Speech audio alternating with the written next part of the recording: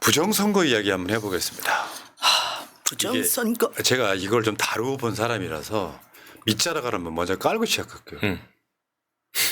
그러니까 옛날에는 이제 선관위에서 무슨 뭐 개표 조작을 한다 이런 이야기에 대한 그때는 정보가 거의 한정돼 있었기 때문에 부정선거의 뭔가 이유가 뭘까를 되게 고민 많이 했어요. 진보나 보수나 할 거 없이. 네. 이상하다. 정말 이상하다.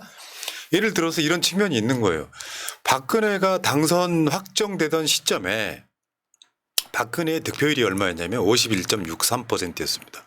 51.63%는 5월 16일 새벽 3시를 상징한다고도 하고 그때 국정원의 별명 같은 거였어요. 네. 5163 부대 이런 거였었는데 그리고 나서 실제로 박근혜는 득표율이 51.6이 아닙니다. 다 51.6으로 생각하잖아요. 네. 51.5%로 당선이 됐는데 그 많은 의혹들을 지나면서 윤석열식, 전광훈식 부정선거 의혹 제기는 과학적 근거가 사실 없어요.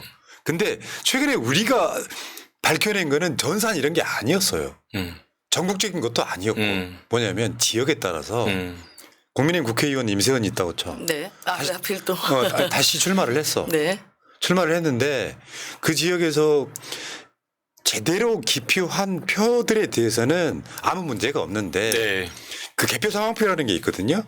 근데 어떤 특정 지역에서 미분류표라는 게 나와요. 그러니까 저 투표지 분류기를 통해 가지고 그러면 이렇게 처음에는 그게 뭐였냐면은 1번과 2번 사이에 손이 덜덜덜 떨려 가지고 네. 중간에 찍었을 경우에 어떻게 처리할 거냐 이거 자로 재는 거 있는 것도 있거든요. 근데 그거 방지하기 위해서 또 칸을 띄워놨습니다. 요즘에는 옛날에 붙여놨었는데 네. 그래서 지역에 따라서는 그 거기 이제 그 개표하시러 오시는 분들이 보통 그 지역의 공무원들 막 그렇거든요. 임시로 차출하는 거야. 맞아요. 선생님. 그러니까 뭐, 내가 임세현 좋아하니까 임세현한테 유리하게 했을 수도 있다. 그러니까 진보 쪽에서 주장하는 부정선거의 요체 중에 뭐가 있었냐면 지난 대선 때 그러니까 모든 미분류표를 전수조사한 게 있어요. 거기 뭐가 있냐면 호남을 제외하고는 미분류표가 윤석열이 80%가 높아요. 그러니까 그런 의혹은 제기할 수 있다고 예. 근거가 있잖아요. 네. 근데 쟤네들은 근거가 없어요. 근거가 없다는 건 뭐냐면 얘네들이 그냥 부정선거 했을 거야 라고 생각을 하고 거기에 계속 꽂혀 있는 거예요. 맞아요. 이게 들어보면 그럴듯해요. 그러니까 뭔가 부정선거다, 의혹이 있을 거다라고 하면서 다시 개표를 해봐야 된다라고 논리를 막 제기하면 들어보면 그렇다거든요. 저희 안산이 그랬거든요. 안산이 그 지난번 시장 선거가 181표로 졌어요. 그런데 이제 이거에 대해서 문제가 있다라고 제기하신 분들이 막 이렇게 근거를 제기해가지고 저도 그 이야기를 듣고 진짜 이거는 개표 다시 해야 된다라고 해가지고 실제 개표를 재원표를 다 했어요. 하나하나 수개표로. 그 5천만 원 들었거든요. 근데 2표 차이 났습니다. 예. 그러니까 그게 사람들이 공무원이 이렇게 다 하시고 그 다음에 기계가 또 이렇게 하고 뒤에 또 창관이 창관인들이 있잖아요, 또. 굉장히 또 뭐 선거회나 이런 쪽에 관여를 많이 하셨던 경험이 많으신 분들이 창관인들이 여러 사람들이 다 하기 때문에 오류가 그렇게 가능성이 거의 없는 것 같더라고요. 시스템보다는 예. 사람을 의심하는 건 맞아. 가능하다니까요. 그래서 저희도 하자고 그랬는데 실제 또 해보니까 2표 차이 나더라고요. 자, 근데 이제 이게 이런 거요. 윤석열하고 여인영하고 예. 그 사이에 김용현하고 이런 사람들은 부정선거라고 철석같이 믿는 거예요. 문제는 이번에 선관위 답변도 있었잖아요. 윤석열이 당선된 대선을 어떻게 설명할 수 있어? 그랬더니 맞아요. 그쪽에서 나오는 말이 10% 이겼어야 되는데 0.73% 24만 표밖에 안 났다 생각을 하는 것 같아요. 예. 그러다가 이게 해소가 안 된 상황에서 총선을 치렀더니 대패를 하는 바람에 이제 그 시나리오는 여기에 있잖아요. 그러니까 예를 들어서 북한군이 쳐들어왔다.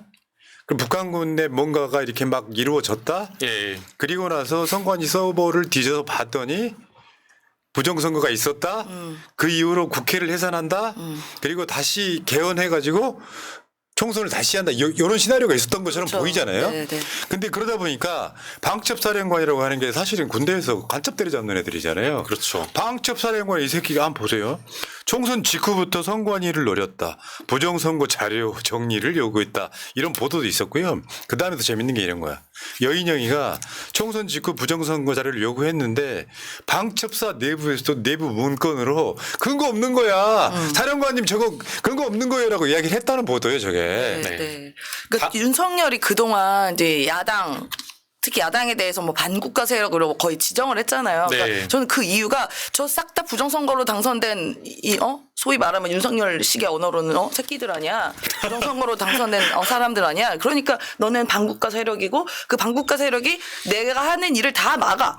그리고 입법 폭주를 해. 그러니까 이제 너네들은 청산해야 될 사람들인 거예요. 그러니까 국회부터 쳐들어간 거 아닌가. 저 봐봐요. 저 그게 너무 지금 웃긴 나오는 거죠. 거 네. 봐봐. 내부 자료가 저런 예, 거예요. 이게 방첩사에서 지시에 의해서 작성했다라고 하는 거거든요. 지금 선거 시스템이 고도화된 현 대한민국 사회에서 실현되기 어려운 주장이고 건전한 언론 시민의 보편적 관점에서는 받아들이기 어려운 현실이다.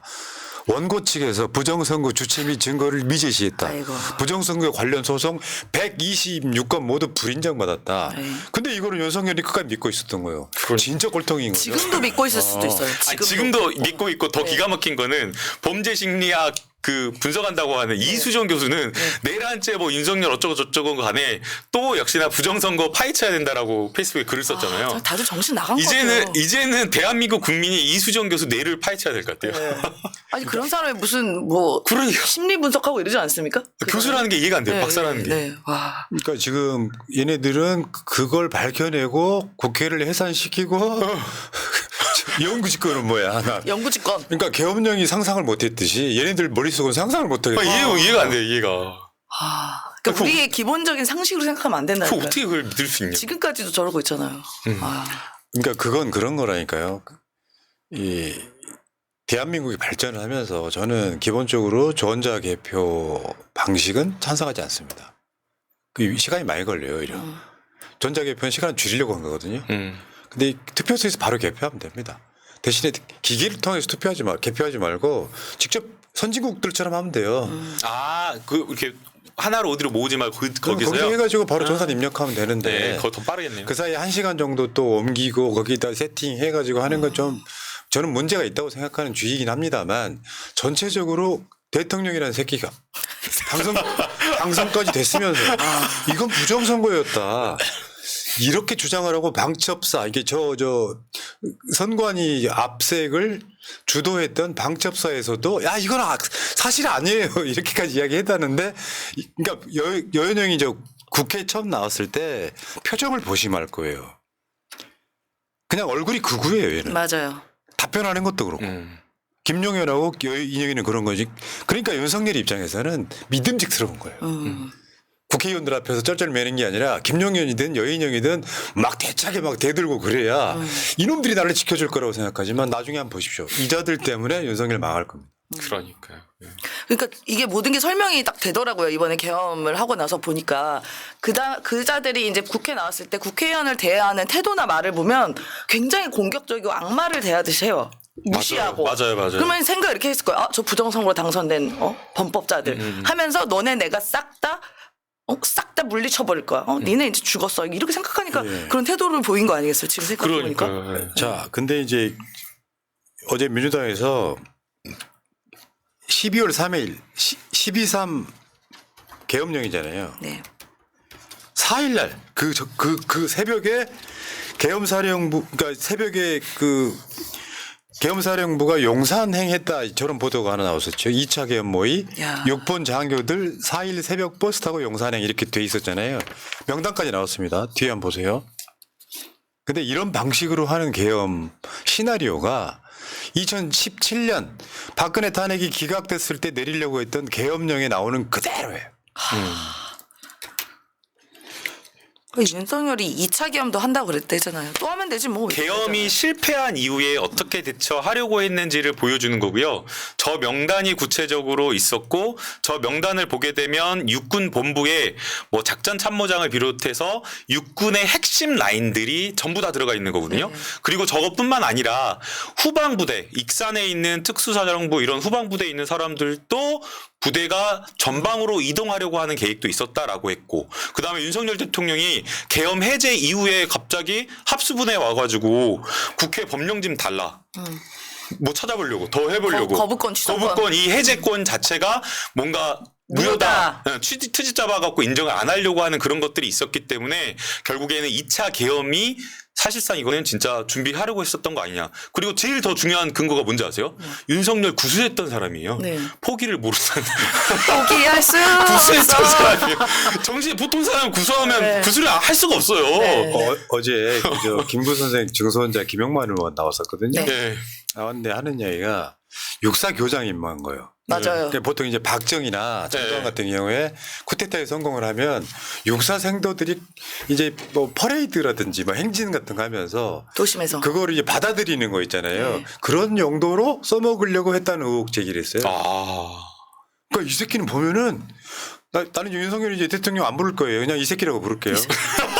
자기가 이제 그건 욕이 아니다 하는 식으로 이야기했잖아요. 네. 새끼 욕 아니라고. 오랜만에 성대모사 한번 할까요? 막 국회에서 이 새끼들이 승인 안 해주면 바이든은 쪽팔려서 어떡하나? 씨발.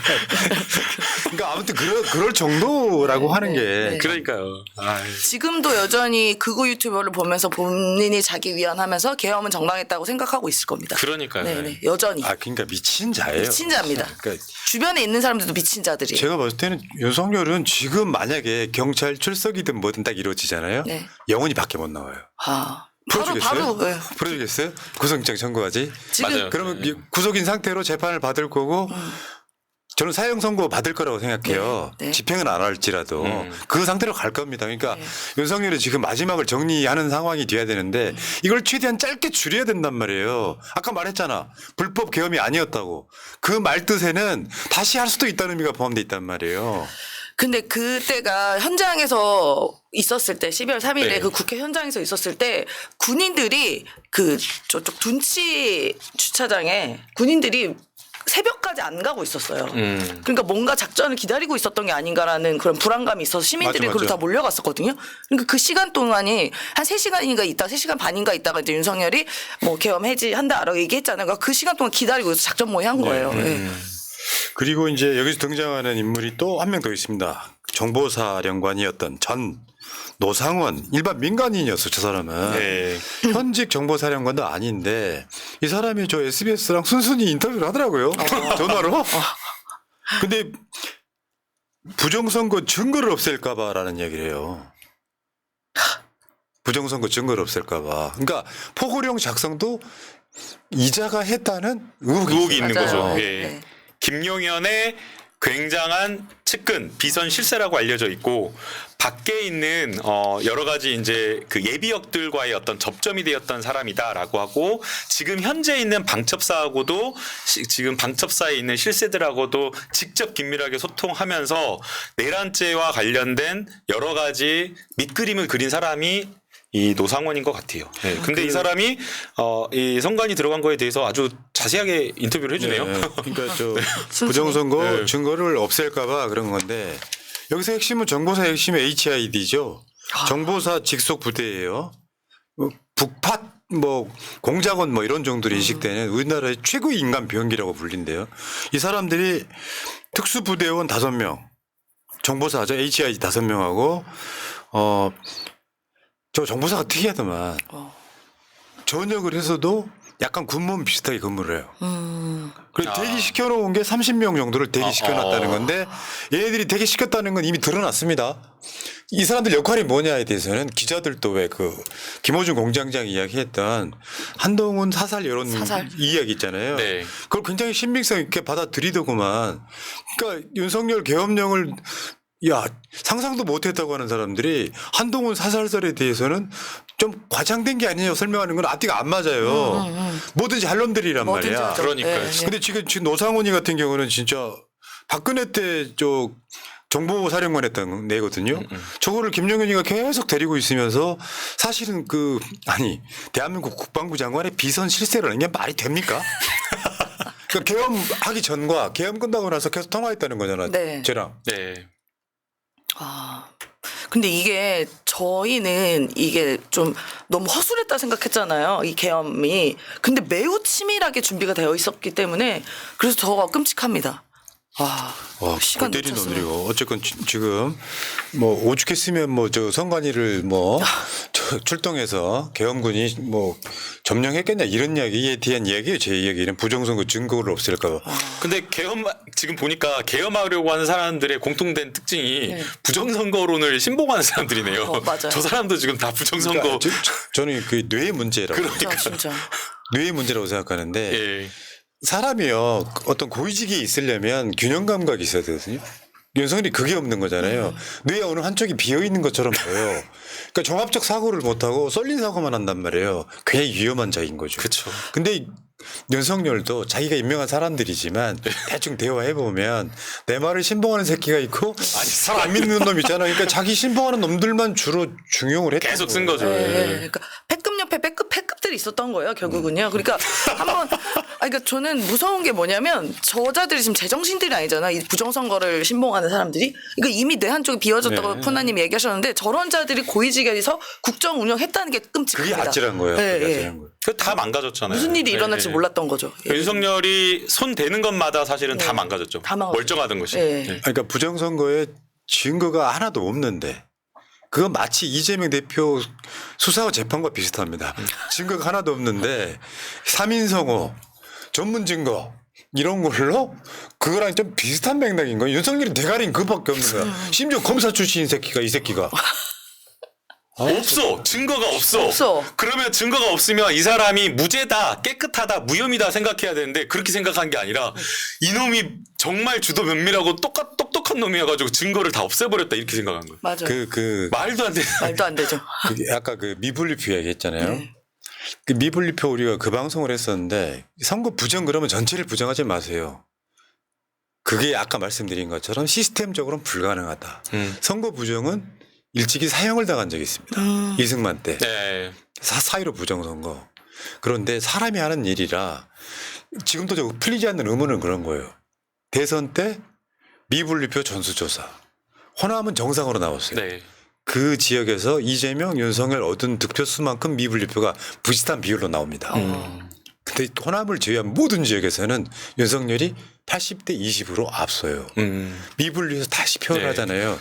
이런 부분들은 저는 고쳐내야 된다고 생각하는 거예요. 그러니까 저희가 흔히 생각하면 AI가 한다. 아니면은 알고리즘에 의한다. 뭐 전자적으로 한다 그러면 무조건 객관적이고 완벽할 것 같지만 사실은 거기에도 흠결이나 오류가 있을 수 있는 거죠.